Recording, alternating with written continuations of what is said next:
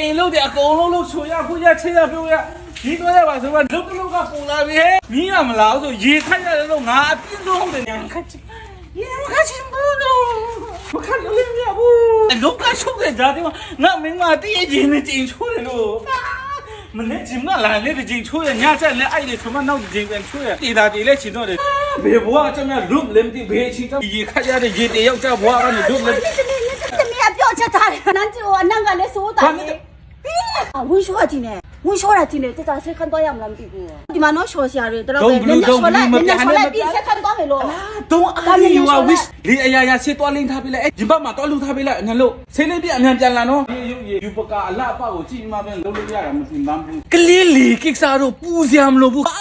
မခက်ဘူးလေပူလေပုတ်လေထိုးလေအောင်တယ်လေအရာလိမ့်ထားပြီးလေ9မိနစ်တောင်စောင့်စရာမလိုဘူးပြုတ်ကနေပြုတ်ကနေဘုတ်ကနေဘုတ်ကနေအကုန်ထွက်တယ်ခက်တာငါမိမကလေးမွေးပြီးကြရဘလို့လေများလာလဲမသိဘူးညတိုင်းလေထုတ်ပေးနေရတာမင်းတို့ငါပြောယုံမှာမဟုတ်ဘူးလက်နွားပဲငါမပူပါဘူးဒီအရာရှိတယ်အောင်မင်းပဲပူနေပြောလို့ရပြီလား